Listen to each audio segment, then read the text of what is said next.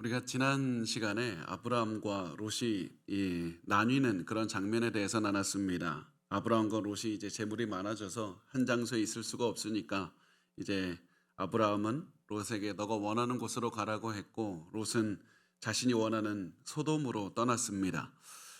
이렇게 롯이 떠난 다음에 하나님께서는 아브라함에게 나타나셔서 아브라함에게 언약을 또한 이 땅을 주겠다는 언약 확인해 주셨고 아브라함이 이제 헤브론으로 옮겨서 제단 쌓고 거기서 하나님 예배합니다.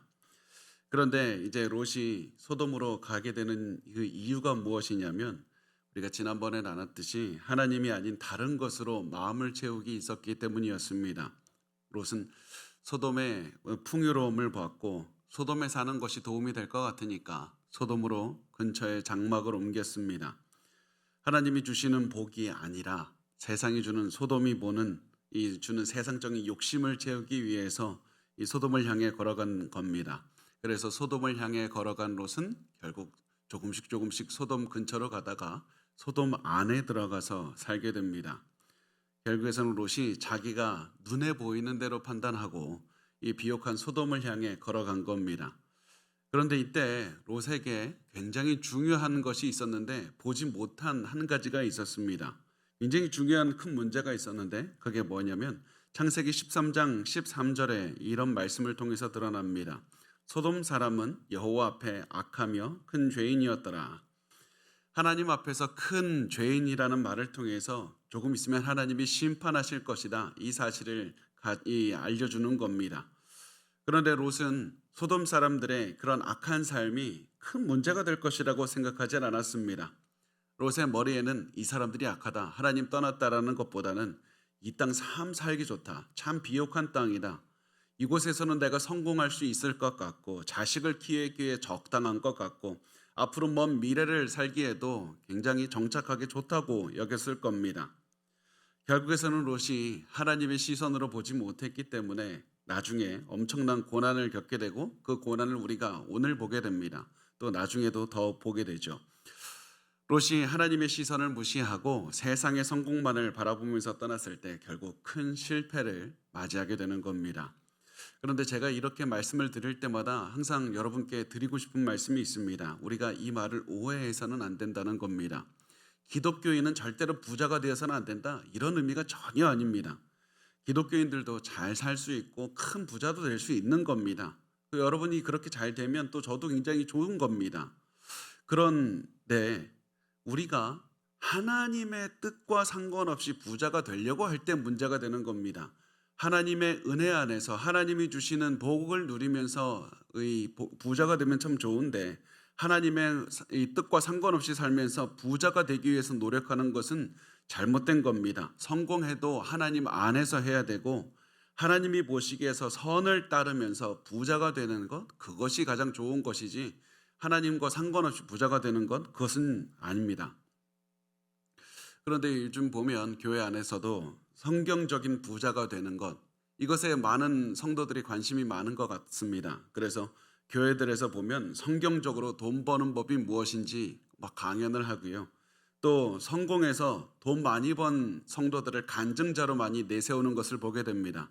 그래서 어떻게 해서 이 가난했던 사람이 가난한 상태에서 부자가 될 수 있었는지 그 이야기 듣고 우리도 똑같이 이 사람과 같이 해서 부자 되자, 이렇게 말을 하는 겁니다.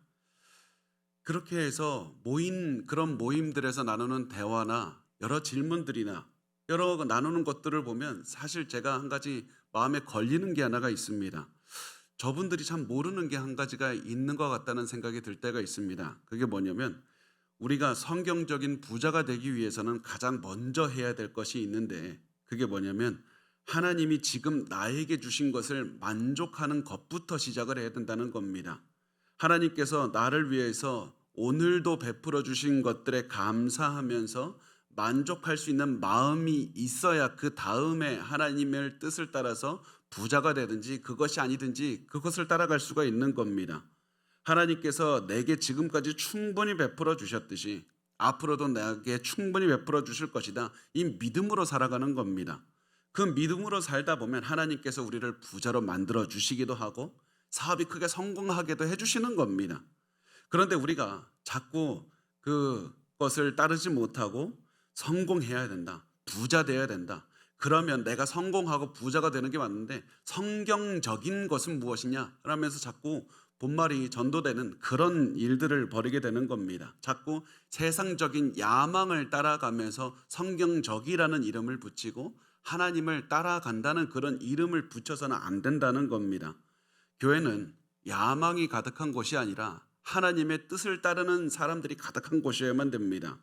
그리고 모든 사람들이 하나님께 영광 돌리기 위해서 하나님만 바라보고 하나님만 가리키는 곳이 되어야만 되는 겁니다.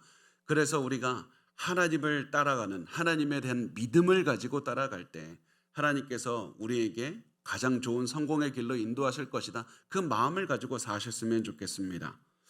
그런데 롯이 그게 부족했습니다. 롯은 보기에 자신의 전부를 가슴을 채웠던 것이 무엇이냐면 소돔의 화려한 삶이었고 소돔에서 성공할 수 있다는 그런 가능성만 봤던 겁니다. 그래서 롯에 대해서 이렇게 말씀을 합니다. 창세기 13장 10절과 11절을 보면 이에 롯이 눈을 들어 요단 지역을 바라본즉 소알까지 온 땅에 물이 넉넉하니 여호와께서 소돔과 고모라를 멸하시기 전이었으므로 여호와의 동산 같고 애굽 땅과 같았더라. 그러므로 롯이 요단 온 지역을 택하고 동으로 옮기니 그들이 서로 떠난지라. 이 롯이 겉으로 보이는 것만 보고 따라간 겁니다. 그리고 이때 이 롯이 겉으로 보는 것만 봤기 때문에 알지 못했던 것이 있는데 그게 뭐냐면 소돔이 그돌라 오멜이라는 왕에게 조공을 바치고 있었다는 겁니다. 그리고 이것 때문에 소돔은 앞으로 이제 큰 소란을 겪게 되는 겁니다. 그래서 이제 소돔과 다른 나라들, 이 왕에게 조공을 바치고 있었던 나라들이 반란을 일으키게 되는데요. 그게 오늘 일어나는 일의 배경이 됩니다. 우선 우리가 반란을 일으키게 된 배경을 우선 잠깐 보도록 하겠습니다. 이 당시에 그 아브라함이 살던 당시에는 각 성이 있고요. 그 성에는 왕들이 있었습니다.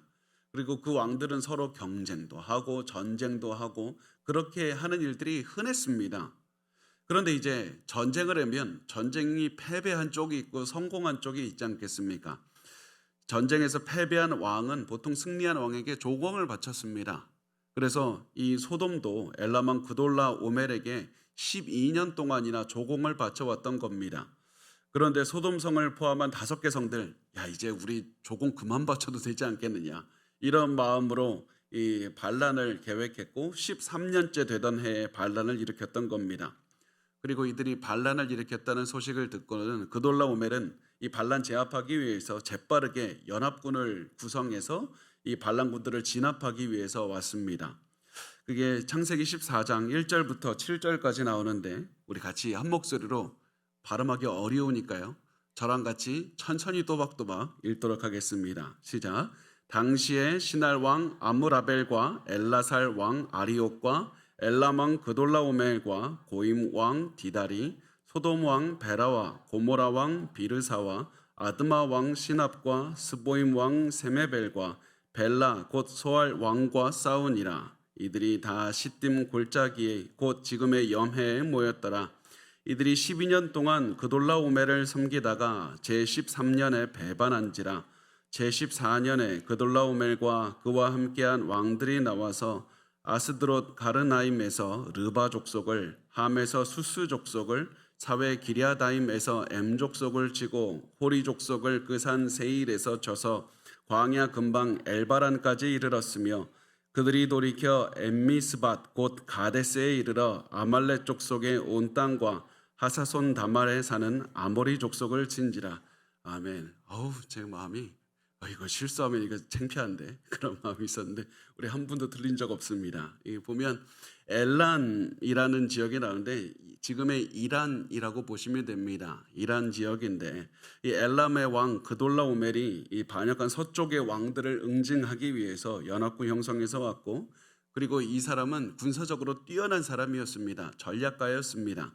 그래서 뛰어난 군사적으로 이 지역의 반란군들을 차례차례 굉장히 체계적으로 정복을 해간다는 그런 내용입니다. 그래서 반란을 일으킨 왕들은 엄청나게 크게 패배해서 결국 도망가게 됩니다. 그것이 8절에서 12절에 나오는데요. 저 혼자 한번 읽어보겠습니다. 소돔 왕과 고모라 왕과 아드마 왕과 스보임 왕과 벨라 곧 소알 왕이 나와서 시딤 골짜기에서 그들과 전쟁을 하기 위하여 진을 쳤더니 엘람 왕 그돌라오멜과 고임 왕 디달과 시날 왕 아므라벨과 엘라살 왕 아리옥 네 왕이 곧 그 다섯 왕과 맞서니라. 시딤 골짜기에는 역청 구덩이가 많은지라. 소돔 왕과 고모라 왕이 달아날 때 그들이 거기 빠지고 그 나머지는 산으로 도망하매 내 왕이 소돔과 고모라의 모든 재물과 양식을 빼앗아 가고 소돔에 거주하는 아브라함의 조카 롯도 사로잡고 그 재물까지 노력하여 갔더라. 자, 이곳에 보면 이 전쟁이 일어나는 곳이 역청구덩이가 많다고 합니다. 그래서 이곳에는 천연 아스팔트가 이렇게 굉장히 많이 있었고 또 이런 아스팔트로 가득 차 있는 구덩이들이 많이 있었던 겁니다. 그런데 이 구덩이들이 아스팔트로 가득 차 있는데 이곳이 모래바람이 부는 곳이다 보니까 모래바람이 불면 모래가 그 아스팔트 위로 덮입니다. 그러면 겉에서 보기에는 평평한 땅인데 그냥 지나가던 큰 낭패를 보는 그런 구덩이들이 되는 겁니다. 반란군이 이런 지형을 이용해서 한번 싸워보려고 했었습니다. 그런데 그돌라오멜이 이끄는 연합군이 경험이 훨씬 더 많고 전쟁도 잘하는 사람들입니다. 이런 전략도 잘 알고 있을 뿐만 아니라 오히려 이 전략을 역이용해서 더 능수능란하게 전쟁을 이끌어갔습니다. 결국에서는 이 반란군 소돔 왕을 포함한 반란군들은 이 패배해서 도망가기 시작했고 결국 많은 사람이 아스팔트 구덩이, 이 역청 구덩이에 빠져서 죽게 됩니다. 이렇게 해서 그돌라오멜이 이끄는 연합군이 승리했고 반란을 제압할 수가 있었습니다. 그런데 우리가 보기에 전쟁이 끝나면 이제 큰일 다 지나갔다 생각하지만 진짜 무서운 일은 전쟁이 끝난 다음에 시작을 하는 겁니다.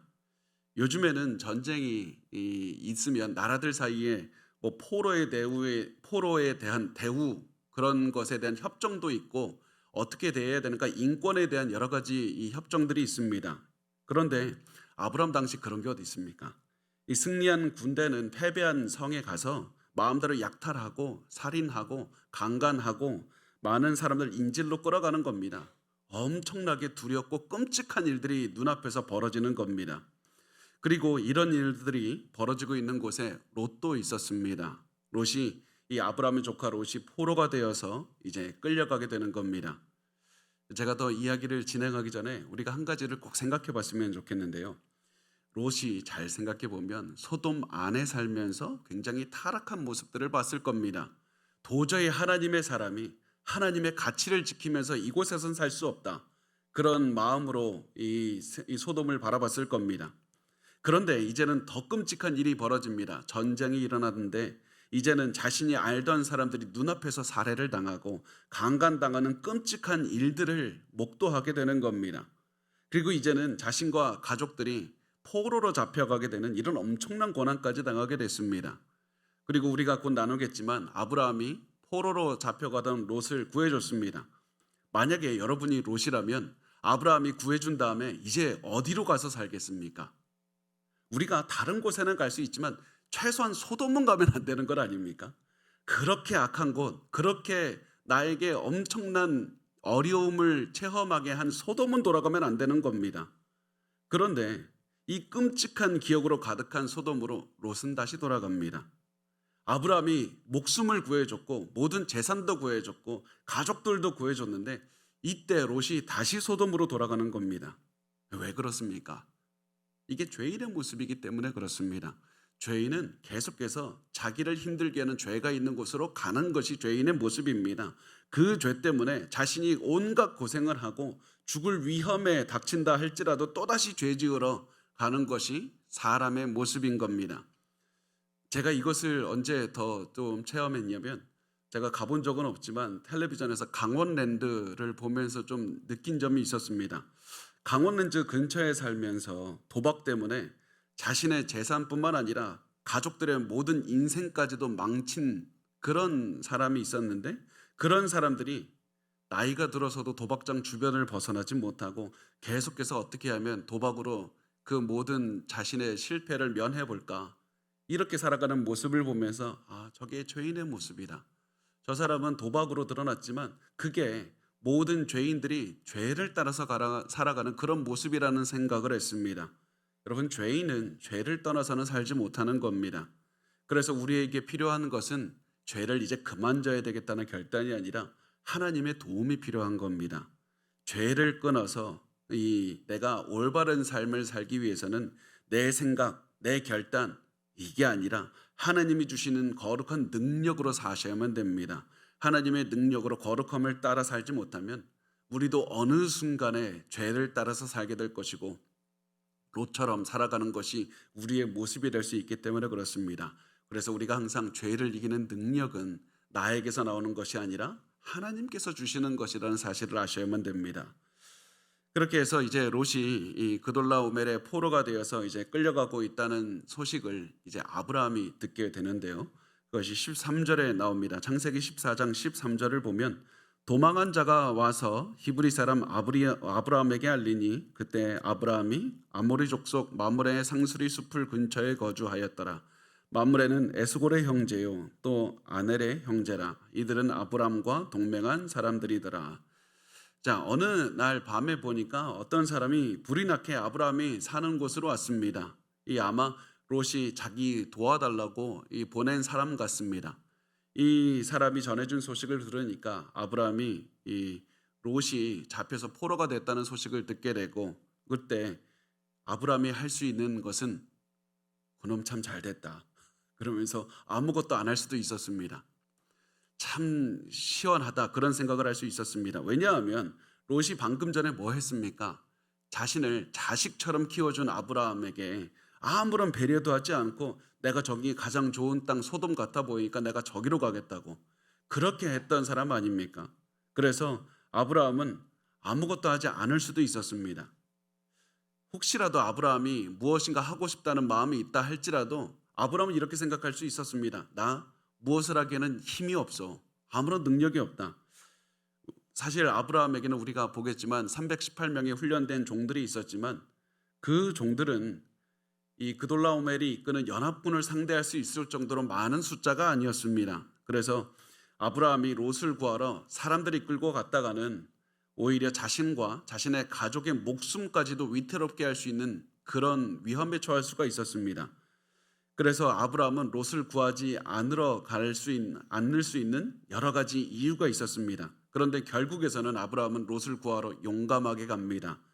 성경은 이런 아브라함의 모습에 대해서 이렇게 그리고 있습니다. 14절에서 16절을 보면 아브라함이 그의 조카가 사로잡혔음을 듣고 집에서 길리고 훈련된 자 318명을 거느리고 단까지 쫓아가서 그와 그의 가신들이 나뉘어 밤에 그들을 쳐부수고 다메섹 왼편 호바까지 쫓아가 모든 빼앗겼던 재물과 자기의 조카 롯과 그의 재물과 또 부녀와 친척을 다 찾아왔더라. 자, 보면 아브라함이 집에서 길리고 훈련한 318명을 건드리고 아브라함이 앞장서서 갔습니다. 그냥 너 가서 싸워보라고 한 것이 아니라 자기가 앞장서서 롯을 찾아간 겁니다. 죽음을 무릅쓰고 간 겁니다.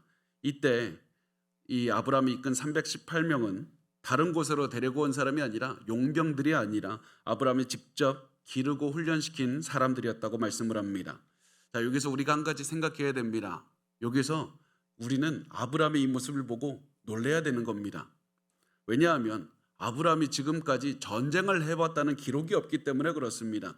호전적인 사람이라는 그런 기록이 없습니다. 그런데 아브라함은 자기 집에서 직접 기르고 훈련시킨 사람들이 300명이 넘게 있었다는 사실입니다. 왜 아브라함은 왜 이렇게 했을까? 그것은 아브라함은 항상 대비하는 인생을 살았기 때문입니다. 아브라함은 언제라도 생길 수 있는 이 분쟁에 대해서 대비하기를 원했고 나에게 어떤 일이 생길지 모르니까 318명이나 되는 사람들을 항상 준비시켜서 기르고 있었던 겁니다. 여러분, 이것이 하나님을 믿고 하나님을 따라서 살아가는 사람의 모습입니다. 하나님을 믿는 사람은 될 대로 되라. 믿음 가지고 무엇이든지 그냥 다 된다. 이렇게 살아가는 것이 아니라 항상 자신의 삶에 최선을 다해서 여러 가지 삶의 대책을 세우면서 살아가게 되는 겁니다. 자신이 준비할 수 있는 것들을 하면서 준비하면서 계속해서 살아가는 겁니다. 미래를 예측할 수 있는 것들은 예측하고 자신이 할 수 있는 전부를 다해서 살아갈 때 하나님께서는 우리의 노력을 사용해서 우리의 인생을 이끌어 주시는 겁니다. 제가 신학교에 처음 들어갔을 때 교수님들이 이렇게 말씀하셨던 것이 기억이 납니다. 우리는 목사는 믿음으로 살아야 되지만 대책 없이 살아서는 안 된다. 재정 때문에 끌려다니선 절대 안 된다. 그런데 재정에 대해서 아무런 대비가 안 되어 있는 것 그것도 안 된다. 그러므로 항상 생각하고 모든 일에 대비하고 재정에 대해서도 꼼꼼하게 계획을 세우라. 아무런 준비 없이 사역하는 것은 믿음이 아니라 만영이다. 그렇지만 이 돈 때문에 끌려다녀서 아무런 사역도 못하겠다. 그것은 오히려 잘못된 것이라는 이야기들을 많이 들었습니다. 아브라함도 하나님을 믿었습니다. 그 믿음으로 하나님께 인정받았습니다. 그렇지만 아브라함도 항상 미래를 준비하면서 살았습니다. 그런데 이런 생각이 들지 않습니까? 내가 아무리 최선을 다해서 준비해도 완벽하지 못합니다. 다 대비하지 못합니다. 그래서 이런 것들을 생각할 때 두려움이 올 수 있고 염려가 올 수 있지 않습니까? 그렇지 않습니다. 우리 두려워할 필요 없습니다. 우리가 최선을 다해서 살아갈 때 하나님께서는 우리가 최선을 다해서 해도 부족한 것들, 다 하지 못한 것들을 하나님이 다 채워주신다는 확신이 있기 때문에 그렇습니다. 우리가 최선을 다해서 살고 그 결과는 하나님께 맡기는 겁니다. 믿음으로 맡기는 겁니다. 그러면 하나님께서 인도해 주시는 겁니다. 그래서 우리가 두려워할 필요도 없고 염려할 필요도 없습니다. 하나님 안에서 최선을 다해서 살면 하나님께서 우리의 삶을 인도해 주시기 때문에 그렇습니다. 자, 이렇게 해서 아브라함이 평소에 준비해 두었던 자신의 정예 부대를 이끌고 그돌라오멜의 연합군이 있는 곳으로 이제 공격하러 갑니다. 근데 이때 이 아브라함이 갔던 때가 언제냐면 밤이었습니다. 이 연합군은 승리에 도취되어 있었습니다. 게다가 밤이었기 때문에 방심하고 있었습니다. 그리고 아무도 자신들을 공격하리라고 예상하지 못했습니다. 게다가 밤이었기 때문에 다 잠자고 있었습니다. 이때 아브라함은 이들이 방심하는 때를 노리고 기습 공격을 했습니다. 그랬더니 적군이 도망가기에 바빴습니다. 기세를 잡은 아브라함은 적군을 쫓아서 멀리까지 끈질기게 쫓았고 결국에서는 멀리까지 쫓아낼 수가 있었습니다. 이렇게 해서 엄청난 승리를 거두었던 겁니다. 그래서 결국 모든 빼앗겼던 재물도 다 찾았고 롯과 롯의 가족까지도 다 찾아올 수가 있었습니다. 성경은 이렇게 이 아브라함의 모습을 말을 합니다. 모든 빼앗겼던 재물과 자기의 조카 롯과 그의 재물과 또 부녀와 친척을 다 찾아왔더라. 이 모습을 보면서 성경이 우리에게 기대하는 그런 반응은 야, 대단하다 이겁니다.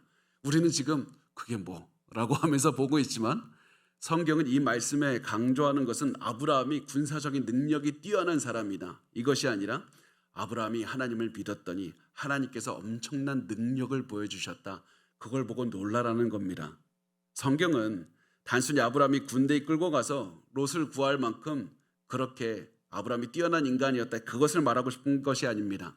아브라함이 하나님을 믿었고 그 믿음에 자신의 목숨까지 걸었더니 아브라함에게 엄청난 용기가 생겼고 그 용기를 가지고 조카 롯을 살리기 위해서 갔더니 하나님께서 기적적으로 작은 수의 군대를 통해서 많은 수의 군대를 대파하게 하셨다. 무찌르게 하셨다. 이것을 말씀하고 있는 겁니다.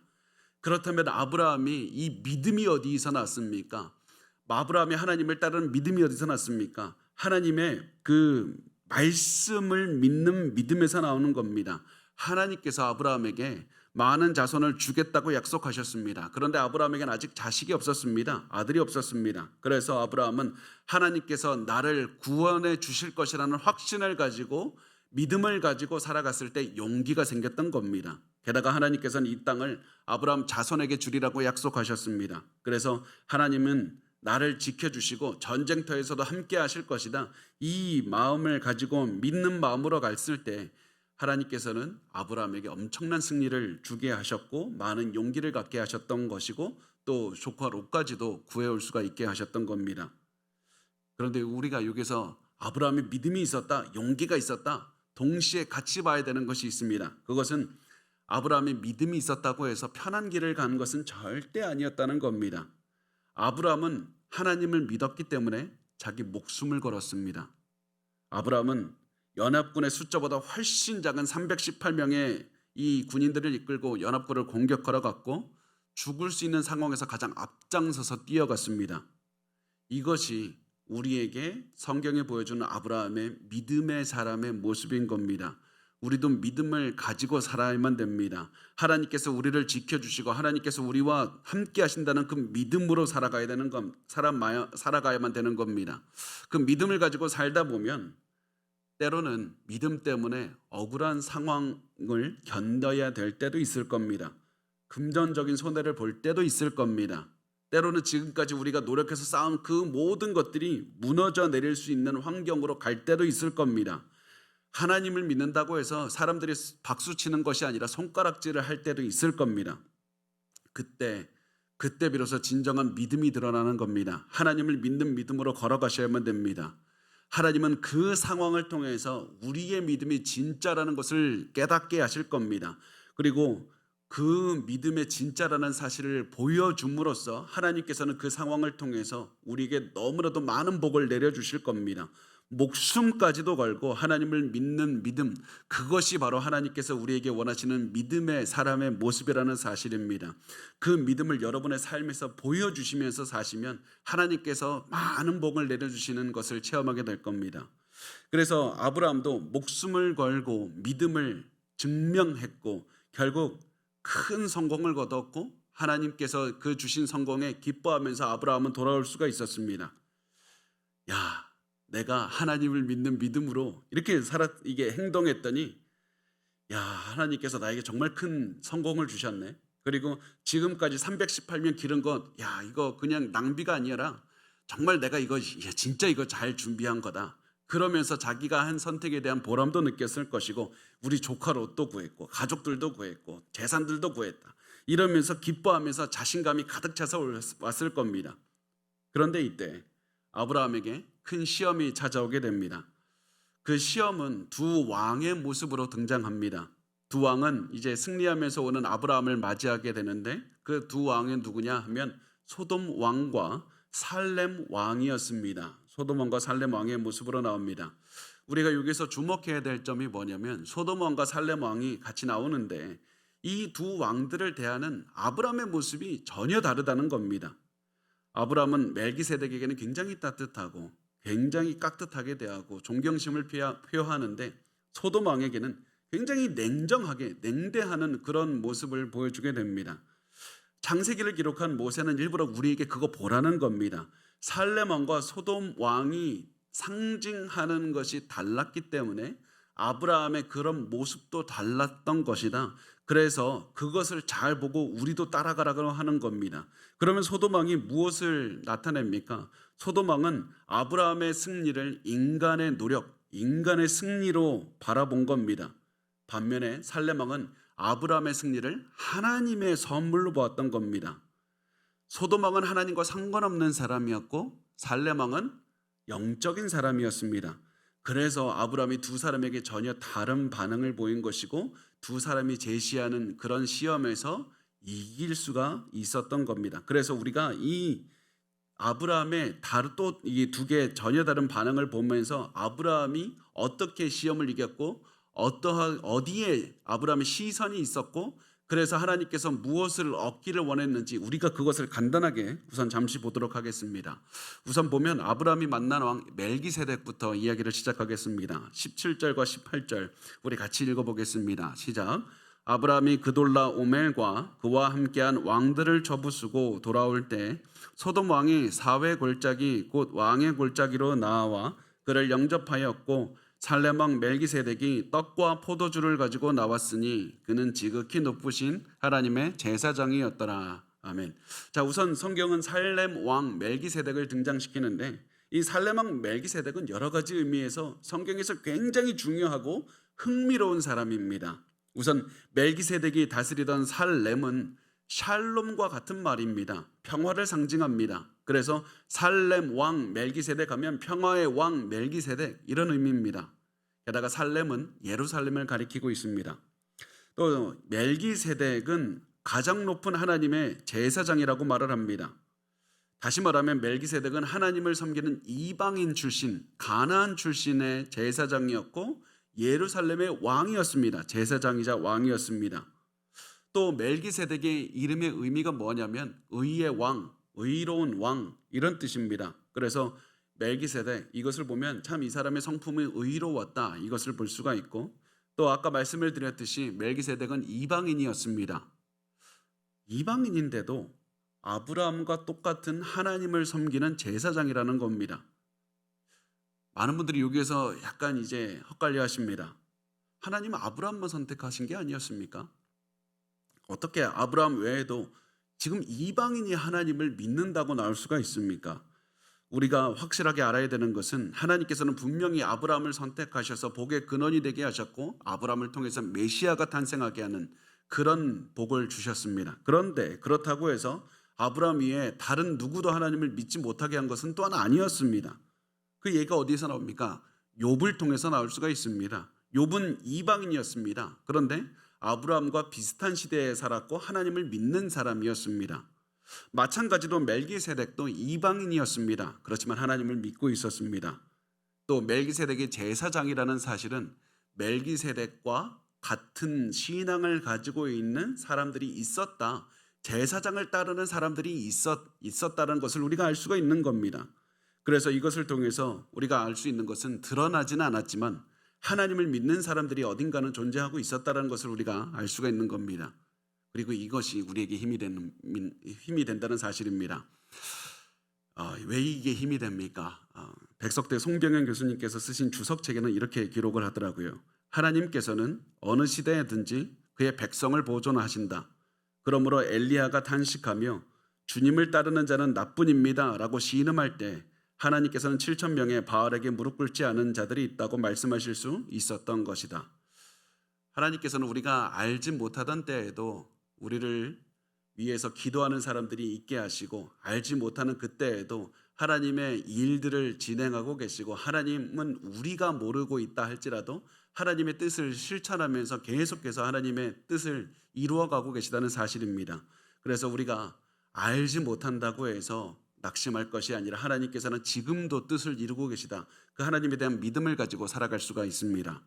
자, 이때 이제 멜기세덱이 아브라함을 맞으면서 무엇을 했냐면 떡과 포도주를 가지고 나왔습니다. 이 말은 떡과 포도주를 가지고 나왔다. 이 말은 멜기세덱이 아브라함의 군대에 식사를 대접했다는 말이 됩니다. 이 군대 이제 승전하고 왔으니까 식사를 대접을 했고요.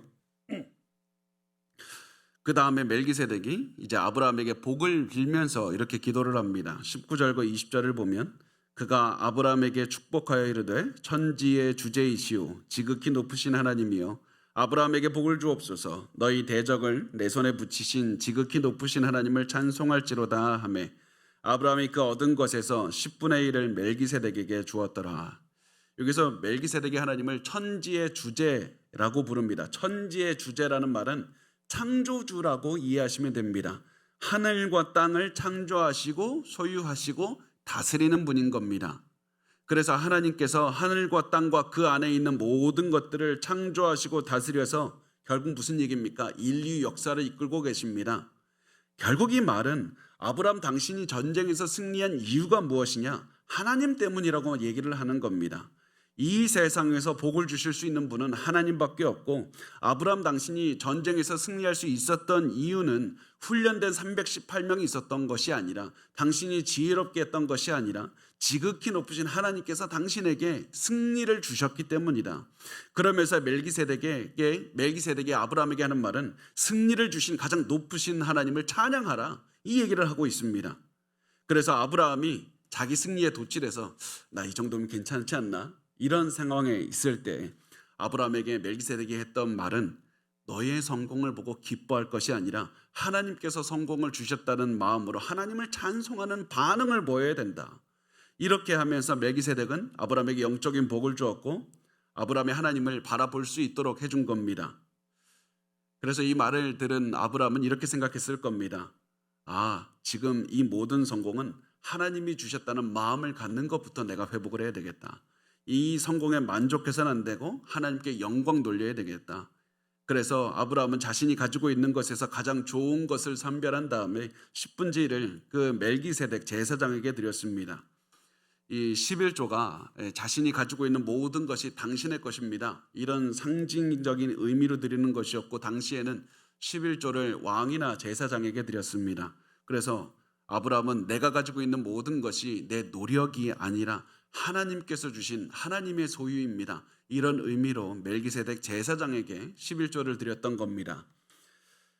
그래서 아브라함은 겸손하게 하나님을 높이면서 자신이 높아질 수 있는 교만의 시험을 넘어갔습니다. 이겨냈습니다.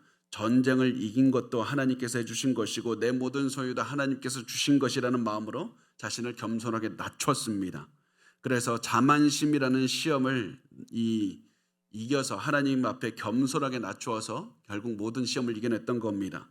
그런데 이제 멜기세덱과 전혀 다른 반응을 보이는, 전혀 다른 시험을 주는 또 다른 사람이 등장합니다. 그 사람이 소돔 왕인데, 소돔 왕은 아브라함에게 이렇게 말을 합니다. 21절 보면 소돔 왕이 아브라함에게 이르되 사람은 내게 보내고 물품은 너가 가지라. 이 소돔 왕은 아브라함이 전쟁에서 빼앗은 것을 가리키면서 이렇게 말을 합니다. 너가 전쟁에서 빼앗은 것 중에서 사람을 제외한, 소돔 백성을 제외한 이 물품들 너가 가지라고 했습니다. 아브라함이 당신의 노력으로 너가 해서 승리했으니까 약탈물, 탈취물, 그 물품은 승리의 대가로 가져가라는 겁니다. 그리고 이것이 이 당시 상식으로는 아브라함이 전쟁터에서 아브라함의 손으로 빼앗았기 때문에 당연히 가질 수가 있는 것이었습니다. 아브라함이 법적인 권한을 주장할 수 있었습니다. 그런데 아브라함 그렇게 하지 않습니다. 왜냐하면 아브라함은 이 전쟁의 승리는 내가 노력해서 이긴 것이 아니라 하나님께서 주셨다고 확신했기 때문에 그렇습니다. 그래서 아브라함은 이 모든 재산을 내가 이겼으니까 내가 갖는 게 아니라 소돔 왕에게 돌려줍니다. 그러면서 22절에서 24절 우리 같이 한 목소리로 읽겠습니다. 시작. 아브라함이 소돔 왕에게 이르되 천지의 주제이시오 지극히 높으신 하나님 여호와께 내가 손을 들어 맹세하노니 내 말이 내가 아브라함으로 치부하게 하였다 할까 하여 내게 속한 것은 실 한 오락이나 들매끈 한 가닥도 내가 가지지 아니하리라. 오직 젊은이들이 먹은 것과 나와 동행한 아넬과 에스골과 마므레의 분깃을 제할지니 그들이 그 분깃을 가질 것이니라.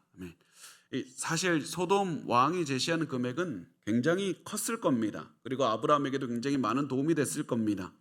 그래서 아브라함은 소돔 왕이 제시한 물건들을 가지고 싶다는 유혹도 느꼈을 겁니다. 그런데 아브라함은 소돔 왕이 주는 세상의 복을 단호하게 거절합니다. 소돔 왕에게 속한 것은 실 한 오락이나 들매끈 한 가닥도 갖지 않겠다. 이 말은 당신에게 속한 것은 내가 티끌만치도 내가 갖지 않겠다고 말을 하는 겁니다. 왜냐하면 나를 부유하게 만드시는 분은 소돔 왕 당신이 아니라 하나님이라는 그 확신이 있었기 때문에 그렇습니다. 나는 하나님이 아닌 다른 어떠한 방법으로도 부자가 되기를 거부하겠다. 이런 결단이 있었고 이것을 말을 한 겁니다. 그리고 이것이 아브라함이 했던 마음의 전쟁이었습니다. 분명히 이 전쟁은, 마음의 전쟁은 318명과 했던 몸으로 했던 전쟁보다 더 힘들었을 겁니다. 그렇지만 아브라함은 결국 하나님이 주시는 부만 선택했고 세상이 주는 부는 거절했습니다. 롯과 다른 모습을 보입니다. 아브라함은 오직 하나님께서 주시는 부만 따랐습니다. 왜냐하면 아브라함의 삶의 목표는 부자가 되는 것이 아니라 하나님을 따르는 것이었고 하나님만 온전히 따라갔을 때 하나님은 아브라함을 부자로 만들어 주신 것이었기 때문에 그렇습니다. 그래서 우리가 오늘 아브라함의 모습을 보면서 우리의 삶의 목표가 무엇인지 한번 생각해 보셨으면 좋겠습니다. 우리 목표 성공하는 겁니까? 그냥 부자가 되는 겁니까? 아니면 자식을 성공하게 만드는 게 우리의 목표입니까? 우리가 이때 반드시 결단해야 되는 것이 있습니다. 나는 하나님 안에서만 성공하리라. 이 결단을 하셔야만 됩니다. 나는 세상의 방법으로는 절대 성공하지 않을 것이다. 이런 단호한 마음이 있으셔야만 됩니다. 이렇게 단호하게 결단하지 않으면 우리도 롯처럼 성공하기 위해서, 내가 돈을 많이 벌기 위해서 소돔을 향해 걸어가게 될 것이고, 소돔에서 큰 인생의 풍랑을 맞이했지만 또다시 소돔 안에서 살아가면서 내가 어떻게 하면 성공할 수 있을까? 그런 삶을 살 수밖에 없기 때문에 그렇습니다. 그렇다면 우리가 하나님 안에서 성공하려면 어떻게 해야 되는가? 간단하게 세 가지만 보겠습니다. 세 가지 실천 방안 중에 첫 번째가 무엇이냐면 모든 것을 믿음의 눈으로 보셔야만 됩니다. 믿음의 눈으로 보셔야만 됩니다. 우리의 눈앞에 보이는 것, 귀에 들리는 것에 휘둘리지 말고 믿음의 눈으로만 보셔야만 됩니다. 그럼 믿음의 눈 언제 뜰 수 있습니까? 기도하기 위해서 눈 감을 때만 믿음의 눈이 떠지는 겁니다. 기도하기 위해서 눈을 감고 하나님께 집중하면 믿음의 눈으로 세상을 바라볼 수가 있게 되는 겁니다.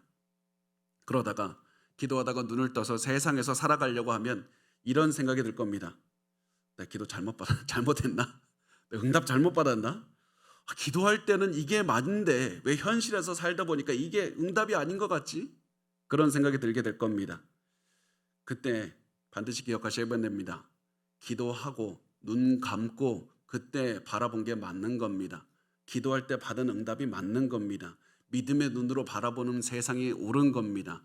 눈을 뜨고 귀를 열면 세상에서 들려주는 거 보여주는 것은 여러분을 속이기 위해서 그렇게 계속해서 여러분을 시험으로 이끌고 가는 겁니다.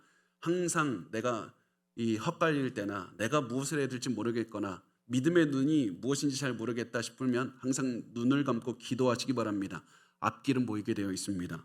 두 번째는 여러분 하나님의 말씀을 아셔야만 됩니다. 하나님의 말씀을 알아야 분별할 수 있는 눈도 생기는 겁니다. 하나님의 말씀을 알아야 복잡 미묘한 상황에서도 분별할 수 있고 앞으로 나아갈 수 있는 겁니다. 하나님의 말씀을 계속 가까이서 읽으시길 바랍니다. 묵상하셔야만 됩니다. 암기하셔야 됩니다. 그렇게 하면 우리의 마음이 하나님의 마음을 닮아서 하나님의 눈으로 세상을 바라볼 수 있는 힘도 생길 겁니다. 마지막 세 번째는 하늘의 복을 추구하셔야만 됩니다. 이 세상에 주는 복보다 하늘에 주는 복, 하늘의 복, 하늘의 상급을 더 중요하게 여기고 하늘의 상급을 쌓기 위해서 살아가셔야만 됩니다. 이 세상의 돈보다 하늘의 상급에 더 집중해야 됩니다. 그 하늘의 상급에 집중하고 살아가면 우리가 이 세상에서 있는 것들 때문에 일희일비하지 않게 될 것이고 작은 그런 이득 때문에 거기에 휘둘리지도 않을 것이고 낙심하지도 않을 겁니다. 잘못된 이득이 주는 유혹도 이길 수 있고 올바른 길로 가실 수가 있을 겁니다. 이렇게 해서 하늘이 주는 복을 따르면서 사셔야만 됩니다. 저는 제 진심을 담아서 말씀드리지만 여러분이 꼭 성공하기를 바랍니다. 저는 여러분이 정말 성공했으면 좋겠고 저는 솔직히 우리 모든 성도가 다 부자 됐으면 좋겠습니다. 슬픈 일 하나 없었으면 좋겠습니다. 그렇지만 그것보다도 여러분을 위해서 더 많이 기도하고 있는 것은 단순히 부자가 되기를 꿈꾸는 것이 아니라 세상의 방식으로 부자가 되는 것을 거부할 수 있는 용기를 갖기를 원합니다. 세상의 방식으로 내가 털끝만치도 내가 취하지 않겠다. 이런 단호한 결단을 가진 하나님을 향한 믿음의 사람들이 되기를 위해서 여러분을 위해서 기도하고 있습니다. 내가 그런 마음으로 세상의 복을 받기보다 차라리 부자가 안 되겠다라고 말하는 그런 결단을 가지고 살아갈 때 하나님께서 주시는 재정의 복도 누릴 수가 있을 것이고 건강의 복, 가정의 복, 성공의 복도 반드시 누릴 수가 있을 겁니다. 그래서 우리 지금 세상으로 가 있는 시선이 아니라 하나님께서 주시는 하나님의 복을 따라서 살아가는 그런 마음을 갖게 해달라고 기도했으면 좋겠습니다. 세상의 복이 아닌 하나님의 복을 따라서 믿음으로 살아가는 그런 성도들의 삶을 사시길 바랍니다.